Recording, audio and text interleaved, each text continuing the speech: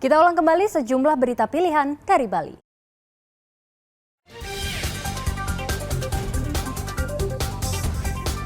Vaksinasi booster dosis kedua menyasar ribuan tenaga kesehatan di Buleleng.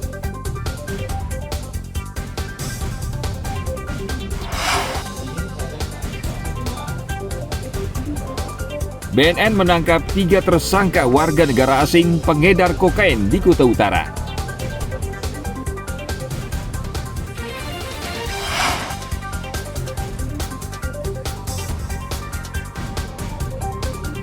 Puluhan peserta mengikuti kompetisi internasional tari Tenggo di Kuta.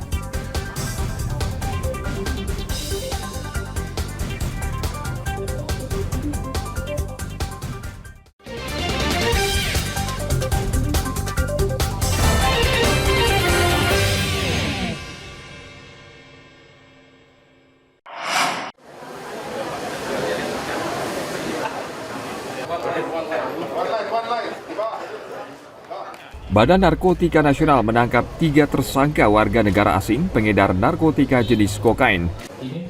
3 warga negara asing yang diringkus berasal dari Meksiko, Inggris, dan Brazil. Ketiganya ditangkap pada akhir Juli lalu di 3 tempat berbeda di Kuta Utara. Dari tangan ketiga tersangka, polisi menyita 844,59 gram kokain. Penangkapan ini merupakan hasil kerjasama BNN dengan imigrasi dan bea cukai. Penangkapan pertama kira-kira sore hari itu kami nangkap tersangka 1 CRS itu. Kemudian dikembangkan, setelah dikembangkan dapatlah tersangka yang kedua yang dari Brasil. Kemudian di sana dikembangkan sampai subuh itu dapatlah tersangka ketiga sebagai top dealernya lah dari ketiga ini. Ketika mengedarkan mereka apa memang di tempat-tempat wisata kayak di klub malam atau bagaimana mereka? Mereka mengedarkan dari beda dengan sabu. Kalau sabu itu sistem tempel yang sering saya sampaikan. Kalau ini dominan face to face. Jadi tatap muka langsung bayar cash di tempat. Jadi ini memang betul-betul kasusnya sekarang ini kita lagi dalami dengan teman-teman bea cukai dan imigrasi. Kita memang sinergi di lapangan berbagi informasi karena berkaitan dengan warga negara asing itu adalah merupakan kewenangan dan domain dari teman-teman imigrasi. Kemudian bea cukai juga kita bersinergi karena masuknya barang ini kemungkinan besar masuknya dari Eropa ya Pak Putu ya. Eropa sedang kita dalami karena jalurnya narkotika khususnya jenis kokain ini spesifik. Diproduksi di kawasan di Amerika Latin, kemudian menuju ke Eropa dan dari Eropa lah disebar ke negara-negara, salah satunya adalah melalui negara Indonesia. Dan tentunya kita berharap bahwa Bali selama ini memang banyak sekali ada warga negara asing yang selain berwisata, tapi jangan lupa juga bahwa banyak dari mereka bagian dari kejahatan-kejahatan, salah satunya adalah kejahatan narkotika.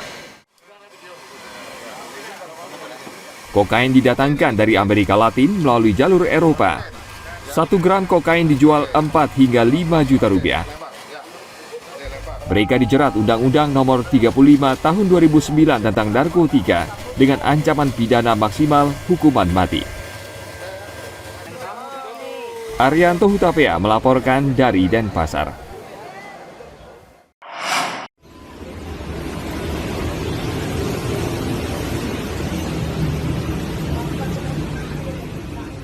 Pencurian tabung gas di sebuah toko di Gianyar terekam kamera pengawas.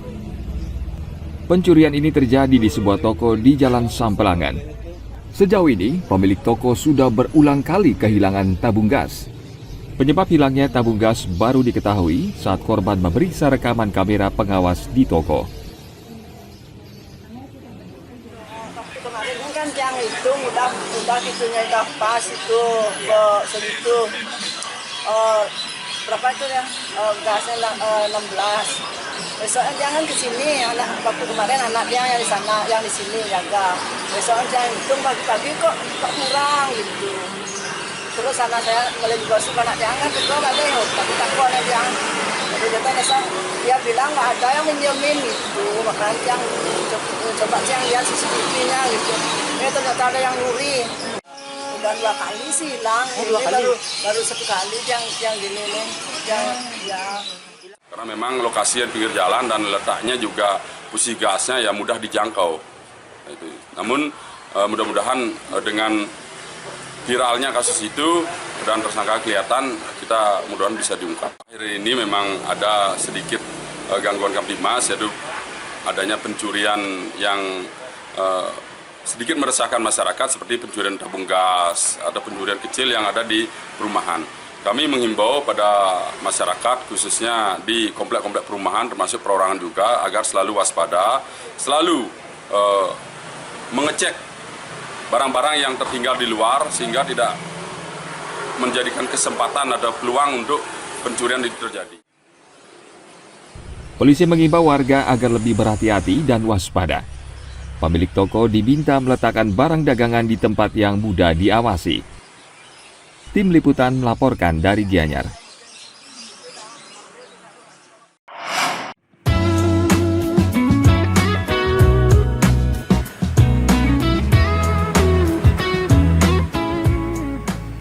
Barang antik berbahan baku, kayu, dan besi diminati pasar mancanegara.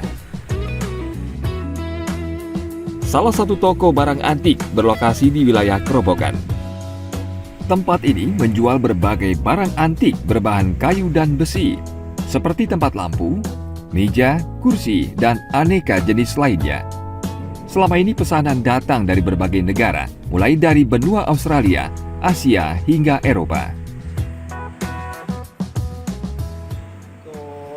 Produk kita itu udah sampai mungkin kita bisa ekspor sampai ke luar negeri.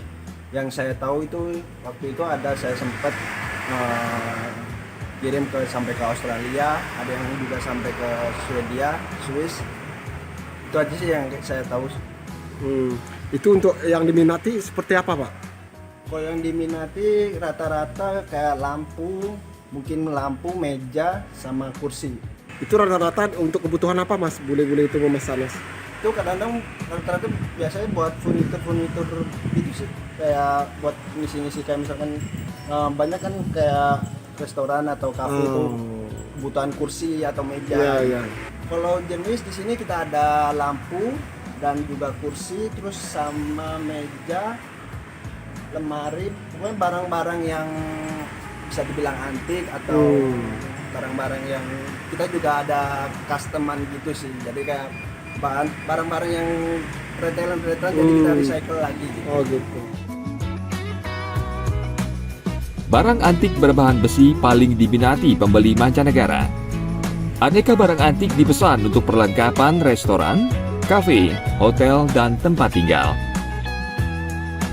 Barang antik di tempat ini dijual mulai ratusan ribu hingga belasan juta rupiah per buah. Agung Gede Agung melaporkan dari Badung.